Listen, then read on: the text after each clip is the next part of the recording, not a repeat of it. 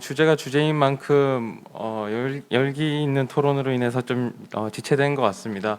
그래서 원래 자유 토론이 한 40분 정도 예정돼 있었습니다. 그래서 지금 뭐 식사 문제, 뭐 또 기가하시는 문제 등으로 인해서 한 6시 40분 정도까지 자유 토론해 주시면은 좋을 것 같습니다. 자유 토론은 1, 2주제 발표자 및 토론자들께서 그 밖에 다른 여러 가지 쟁점에 대해서 논의해 주실 예정입니다. 사회는 이진국 교수님께서 이어서 맡아주시겠습니다. 이진국 교수님께 자유토론 진행을 부탁드리겠습니다. 예, 감사합니다.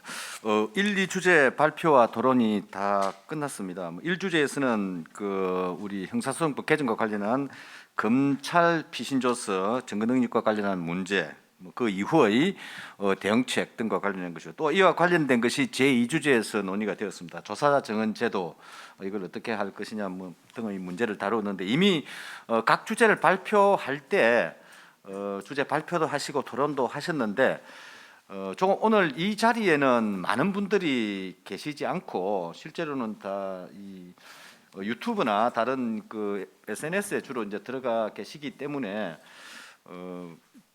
저는 오히려 발표하신 분들은 이제 많이 다 발표를 하셨기 때문에 토론하시는 분들이 한 말씀씩 하면서 그동안 못했던 좀 핵심적인 질문이라든지 이런 질문을 좀 제기해 주시면 어떨까? 그것도 우리가 또 시간도 또 생각을 해야 되기 때문에 한 40분 정도에 마치는 걸로 생각하고 간단하게 좀 토론을 해주시면 감사하겠습니다. 먼저 모승준 판사님부터 쭉 이렇게 진행해 가는 걸로 하도록 하겠습니다.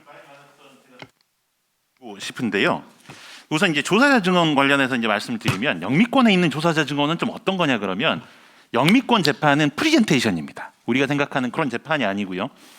프리젠테이션이고, 이제 검찰 측 증인과 피고인 측 증인이 나와서 이 배심원들을 향해서 이제 본인들이 더 합당한 이 결론에 대해서 이제 설득하는 그런 과정이고, 조사자 진술은 검찰 증인의 핵심을 구성을 합니다. 아까 말씀드렸던 것처럼 그 내러티브를 처음에 보여주는 사람이 조사자인 거예요.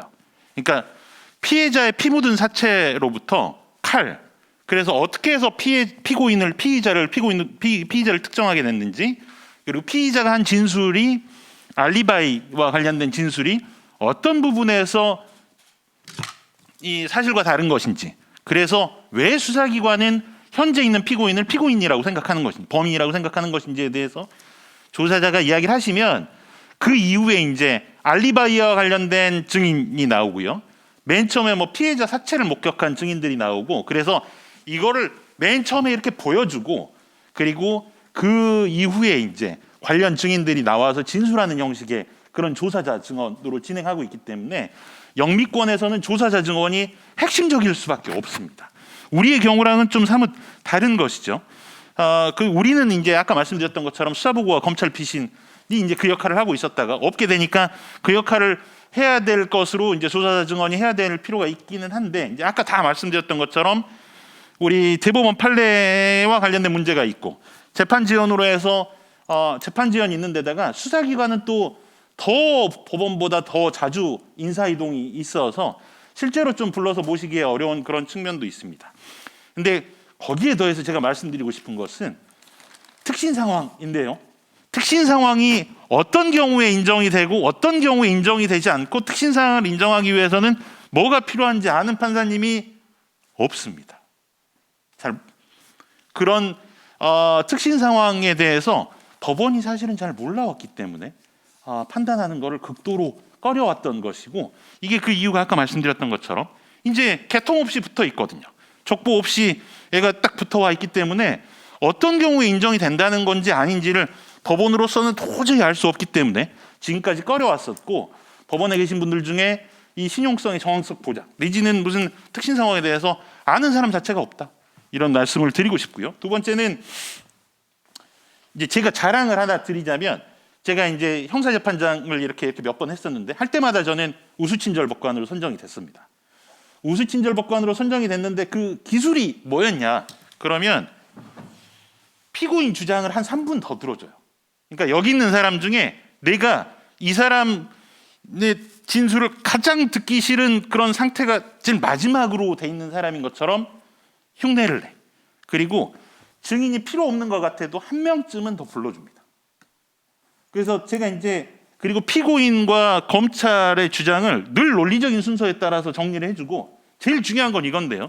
이 사건과 관련해서 진실을 추구하는 자가 가장 진실을 추구하는 자가 판사인 나다. 이거를 모든 상황에서 보여주는 겁니다. 제일 그게 기능하는 게 어떤 거냐 그러면 지금 이제 우리 6시 넘었잖아요. 근데 여기서 다 이제 집에 가고 싶어. 근데 저만 고하는 거예요. 왜냐면 진실을 밝히는데 우리가 여기서 멈출 수는 없다. 내 퇴근 시간이 중요하지 않다라고 하는 자세를 이 똘망똘망한 눈으로 우리 변호사님과 검사님과 피고인을 이 설득하는 눈빛으로 보면 이 사람들은 이제 포기합니다. 왜냐하면 얘가 더 할까봐. 근데 이제 그와 같은 방식으로 재판을 하면 제일 큰 문제가 뭐냐 그러면 저는 일요일 날 나와야 돼요. 일요일 날 출근을 해서 처음부터 끝까지 기록을 봐야 돼. 그게 아까 말씀드렸던 80건입니다. 한 달에 80건인데 제가 당사자들이 조금이라도 더 만족할 수 있는 재판을 하려면 일요일 날 나와야 돼요. 그게 이제 교수님들은 잘 이해가 안 되실 것 같아서 말씀을 드리면 이 한 학기에 24학점 정도 강의한다고 생각하시면 되겠습니다. 24학점 정도 강의를 하는데 강의도 잘해라. 그러면 뭔가 좀 어려움이 있죠. 근데 이제 80건이라고 하는 숫자는 잘하려면, 그러니까 남들보다 이만큼 더 잘하려면 저는 일요일은 무조건 사무실에 나와야 되는 정도의 숫자라는 것이죠. 그래서 우리가 2007년이고 원제구간에 계속 형사소송법상의 무슨 원칙을 바꿨는데도 불구하고 왜 실무는 그 자리에 여전히 있냐? 그러면 실제로는 이게 원칙의 문제가 아니고 돈의 문제고 사람의 문제고 자원의 문제였다라고 하는 것입니다. 지금 이 문제가 해결이 안 된 상태에서 뭐라고 누가 선언을 해봤자 사실은 문제는 해결되지 않습니다. 이제 아까도 말씀드렸던 것처럼 재판 지연이 불가피하죠. 이게 저 집에 가라고. 아무튼 죄송합니다. 이 모든 문제는 이 입법자가 행정부가 이 형사사법의 중요성에도 불구하고 늘 싸게 해결해 오려고 해왔기 때문인 거고요. 그리고 이제 특히 이 문제 관련해 가지고 왜 이상한 게 그런 생각 안 드세요? 이런 거 왜 우리 20년 전에 대학 다닐 때도 다 봤거든 어디선가. 근데 왜 우리는 이런 추상적인 형태의 이야기를 아직까지 하고 있나? 그게 이제 아까도 말씀드렸던 것처럼 우리는 구체적으로 법이 발전된 게 없습니다. 법을 이렇게 바꿔왔을 뿐이지 실제로는 법이 발전됐다라고 볼 수 없는 게 특별히 그 증거법과 관련된 분야에서 서프레션 히어링이 없는 것도 있지만 증거법과 관련해 가지고 가버넌스 체계가 없어요. 그러니까 누가 증거법을 결정할 건지와 관련해 가지고 이 한국의 형사소송법은 아무것도 정해두고 있지 않습니다. 그래서 이제 대법원이 한마디를 하고 누가 한마디를 하고 한마디를 하는 건 다 선언에 불과한 형태의 법 원칙들이고 실제로 구체적인 사건에서 특신 상황이 인정되느냐 아니냐 임의성을 인정할 것이냐 말 것이냐에 대해서는 놀랍게도 아무런 자료가 없어요. 그리고 실제로 구체적인 사건에서 임의성이라든지 무슨 우리가 이제 형식적 진정성립과 실질적 진정성립까지는 저는 아직 알겠는데 아무튼 이런 내용에 대해서는 다 그런 문제 때문에 비롯된 것이다. 이런 취지의 말씀드리겠습니다. 고맙습니다. 예, 감사합니다. 모승준 판사님, 사법 자원을 좀 확충해야 되는 거 아니냐, 뭐 이런 취지로 이해할 수 있겠습니다. 그다음으로 범선윤 판사님 간단하게 좀 한 말씀 부탁드립니다. 네, 감사합니다. 제가 아까 토로한 취지가 피의자 신문을 조사자 증언의 대안으로 제시한 취지는 아니었는데 혹시 전달 과정에서 오해가 있었다면 사과드리고 그런 취지가 아니었음을 알려드립니다. 저도 수사기관 진술 자체가 증거로서의 가치를 분명히 가지고 있다고 생각하고 그것을 법정에서 아예 몰아내자라는 취지는 아닙니다. 아까 말씀드렸지만 특신 상태가 입증된 조사자 증언을 통해서 피의자의 수사기관 진술을 현출시키는 것은 적법하고도 가능하고 필요한 경우 충분히 활용될 수 있다고 생각합니다. 다만 조사자 증언 제도가 가진 그 한계, 즉 그 진술의 오염 가능성이나 왜곡 가능성 그리고 그로 인해 초래될 오판 가능성을 우리가 경계해야 하고 그렇기 때문에 이 제도를 통해서 피의자의 수사기관 진술을 유죄의 증거로 사용하는 것에는 신중해야 한다. 그런 점을 좀 강조드리고 싶었습니다. 네, 감사합니다. 예, 감사합니다. 다음으로 손정아 검사님 좀 토론 좀 부탁드립니다. 네, 손정아 검사입니다. 사실 결국 오늘 이런 토론을 하게 된 계기가 형소법 제312조 제1항이 개정되기 때문입니다. 그리고 그 개정 취지 자체가 사실 그 취지로 내세우는 것이 자백 편중의 수사 관행을 변화시키고 객관적 증거 수집 위주의 수사 관행을 앞으로 확보하겠다라는 데 있다고 생각합니다. 근데 제가 사실은 지금 천안지청에서 영장 전담 검사로 근무하고 있습니다. 그래서 영장을 그 사경이 신청한 영장을 주로 보고 있는데요.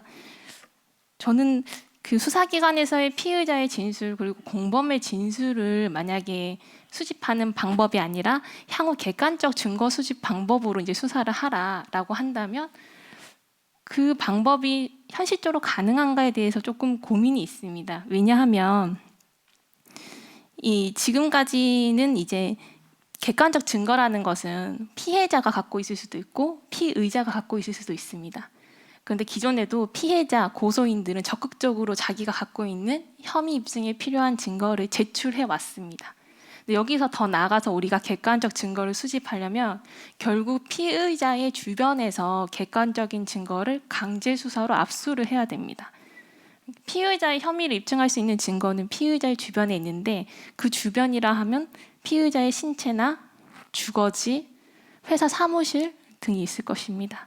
그럼 우리가 좀 더 이제 앞으로는 인권 보장을 위해서 객관적 증거 수집을 위주로 수사를 합니다라는 목적으로 피의자의 주거지, 사무실, 신체를 압수를 하고 특히 피의자가 가장 자주 사용하는 휴대폰, 이메일 계정 이런 것을 압수하는 것이 과연 인권 보장적 측면에서 앞으로 허용될 수 있는 길인가? 그리고 그걸 하는 것이 과연 맞는가에 대한 의문이 조금 있습니다. 사실 피의자 조사는 임의 수사거든요. 그런데 압수 절차는 강제 수사입니다. 그래서 주거지 압수수색이나 휴대폰 압수수색처럼 사생활 침해 우려가 굉장히 높은 것은 수사기관에서도 굉장히 자제를 하고 특히 그 필요성이 소명됐을 때만 영장을 청구하고 있고 그 경우도 법원에서 또 다시 한 번 더 엄격하게 판단을 해서 영장이 발부되는 경우는 전체 사건에 비해서 굉장히 극소수에 불과합니다. 사실 이 형사소송 절차, 수사 과정이라는 것은 눈에 보이는 한 가지 문제점을 해결하기 위해서 그것만 수정한다고 전체적으로 원래 추구하는 방향으로 나아가기는 어렵다고 생각합니다. 진술 증거를 못 쓰게 됐을 경우 수사기관이 어떤 수사를 해야 되나 여기까지 좀 종합적으로 좀 고려를 했어야 했는데 그런 고려가 같이 이루어져서 이렇게 형소법이 개정되었는지에 대해서 조금 의문이 있고 향후 객관적인 증거 수집을 중심으로 하는 수사기관의 수사 방법이 과연 피의자의 그런 사생활이나 인권을 보장하면서 객관적 증거 수집 위주의 수사로 나아갈 수 있는 방향이 과연 실제로 있는지 그 방향은 과연 무엇인지에 대한 고민도 좀 함께 진행될 필요가 있다고 생각합니다. 이상입니다. 예, 감사합니다. 아주 좋은 말씀 해주셨고요. 다음으로 최정길 변호사님, 예, 감사합니다. 예, 간단히 좀 말씀드리겠습니다. 우선 이 형사소송법의 개정이 수사기관에서의 진술 또는 그 자백이 법정에 현출하는 것이 인권 침해적인 측면이 있다거나 혹은 그것이 마치 적법 절차가 아닌 것처럼 해서 그것을 배제하는 것이 시대 정신이다 이렇게 보는 측면도 좀 있었던 것 같습니다. 입법 과정에서도 그렇고요. 당연히 인권을 보장하는 측면에서 수사가 진행돼야 되고 또 재판이 진행돼야 되며 적법 절차 내에서 진행돼야 되는 것도 맞습니다. 그런데 수사기관에서 피의자의 입장을 들어보는 것, 그 진술을 듣는 것, 그리고 그와 같이 들은 것을 법원에 현출하는 것이 과연 적법하지 않다는 것인지, 과연 그것이 인권을 침해한다는 것인지 저는 의문이 있습니다. 수사기관이 더 조심해서 수사를 해야 되는 것이고 수사기관도 국가공무원으로서 국가의 안위를 위해서 범죄 예방을 위해서 일하는 것이고요. 그 와중에 남용되는 것에 대해서는 다른 그 대체 수단이 있는 것 같습니다. 자백 편중 수사를 한다고 하는데 충분하게 법원에서 그 자백의 임의성, 진술의 임의성, 실질적 진정 성립 이런 것을 확인하면 보완이 가능하다고 보입니다. 반드시 필요한 수사기관에서의 진술에 대해서 법원에 현출하지 않고 법원에서 뒤늦게 직접 피고인한테 물어보라고 하는 것은 아까도 말씀드린 것처럼 이미 범죄 현장으로부터 범죄 시기로부터 아주 동떨어진 시기에 이루어지는 법원의 재판 과정에서 과연 실체적 진실 발견에 그것이 얼마나 제대로 작동할 것인지 이런 생각이 듭니다. 어쨌든 간에 현재는 이미 입법자가 그 피고인이 내용을 부인하면 그 피의자의 피고인의 수사기관에서의 진술을 증거 능력에서 제한을 해버렸기 때문에 그 상황에서도 저는 그 피고인의 수사기관에서의 진술을 법원이 확인하고 검토하는 것이 필요하다고 보입니다. 그러면 현행 법에서 유일하게 남아 있는 방법, 비록 최선은 아닙니다. 그 조사자 증언 제도라는 게 최선은 아니지만 차선책으로 선택하고 그것이 가지고 있는 증거 가치의 낮음 이런 것은 아까 발표자께서 말씀하신 바와 같은 여러 제도를 통해서 보완하면서 진행해 나가야 되고 그 과정에서 다시 한번 뭐 발표자님의 말씀을 원용하겠습니다만 과연 이 입법이 제대로 된 것인지에 대해서는 다시 한번 우리 학계나 실무계 관련자들이 다시 한번 모두 다 함께 논의해 봐야 되는 것이 아닌가 생각합니다. 예, 이상입니다. 예, 감사합니다. 우리 황정인 총경님 한 말씀 부탁드립니다. 예, 저는 이제 공부를 와서 많이 이제 덕분에 했고요. 그 모성준 판사님 말씀 중에 미국의 재판을 소개하시면서 미국에는 이제 조사자 증언이 검사의 가장 대표적인 핵심적인 증거 방법이다 이런 예로 들으신 게 시체를 발견해서부터 거기서 뭘 찾아서 어떻게 범인을 지목하게 됐는지 이런 내러티브를 말씀하셨는데 그거는 조사자 증언도 아니고 전문 증거도 아닙니다. 우리나라 법에서도 그건 원본 증거이기 때문에 그걸 조사자 증언의 대표적인 예로 언급하신 건 조금 아니지 않나 싶은 마음이 있고요. 그다음에 손중환 검사님께서 압수수색 영장을 받아서 이메일을 뒤지고 하는 것보다는 임의 수사인 피의자 신문을 하는 것이 인권 친화적이다라는 느낌으로 말씀을 하셨는데 자기가 임의로 자백을 할 사람이면 자기의 핸드폰 통화 내역이나 계좌는 임의로 제출을 할 겁니다. 그래서 자기가 임의로 그런 것들을 제출 안 해서 영장을 받아야 되는데 왜 자백은 임의로 하는 것인가? 이거는 좀 설명이 안 되고요. 또 하나가 마치 피의자 신문이 임의 수사인 것처럼 이제 확실히 임의 수사인 것처럼 말씀하신 것도 약간 좀 의문이 생깁니다. 왜냐하면 미국 같은 경우에는 체포를 하지 않는 이상 피의자를 오라고 해서 임의의 장소로 오라고 해서 인터뷰를 하는 경우는 제가 볼 때는 거의 없거든요. 다 찾아가서 그 사람의 직장이나 주거지나 뭐 찾아가서 동의하에 잠깐 얘기 좀 하자 이렇게 하는 거기 때문에 우리나라에서 피의자를 소환해서 경찰서에 데려다가 조사를 이렇게 문답식으로 하는 것 자체가 이게 과연 이게 임의 수사냐? 왜냐하면 그거를 거부하는 경우에 체포 영장을 발부받을 수 있는 사유가 되고 뭐 이렇습니다. 그렇기 때문에 이거를 이제 소환 출석 요구를 받는 피의자 입장을 고려하지 아니하고 이게 굉장히 임의 수사인 것처럼 이렇게 하시는 것은 좀 그것도 좀 아니지 않나 이런 생각이 듭니다. 이상입니다. 예, 그 피의자 신문이 강제 수사냐 임의 수사냐 그거는 뭐 학설의 대립이 있죠. 감사합니다. 이석표 교수님 마지막으로 한 말씀 좀 부탁드립니다. 네, 뭐 그 개별적인 내용은 앞에서 다 말씀하셨으니까 앞에 제가 끝에 얘기했던 거 다시 한번 말씀을 드리면 지금 뭐 전체적으로 거의 대부분의 경우가 지금 이 형사소송법 개정에 대해서 굉장히 비판적인 입장을 그 얘기를 하시고 그 다음에 또 실무 계신 분들은 이렇게 하면 수사를 뭐 예를 들면 검사님 같은 경우에 이렇게 하면 수사를 어떻게 하냐 뭐 이렇게 말씀을 하시고 그런데 저는 그 전에 그럼 지금까지는 그럼 이게 없을 때는 정말 잘해왔었는지 한번 전 반성을 좀 해보셨으면 좋겠습니다. 이건 뭐 그 저는 이제 속해 있지 않으니까요. 그 경찰도 마찬가지고요, 검찰도 마찬가지고, 법원도 마찬가지고, 지금 보면 그 저는 그 잘못했던 거에 대해 이제 아까 처음에 토론할 때 제가 말씀드렸습니다만, 실제 진실 발견이라는 게 그 신이 아니기 때문에 뭐 사람이 하는 일이기 때문에 다 실수가 있거든요. 근데 특히 판사님들이나 검사님들, 경찰분들도 다 마찬가지시지만, 의사가 수술을 정말 잘하다가 100번, 1000번 수술하다가 딱 한 번 실수하면 그 사람 형사처벌 받거든요.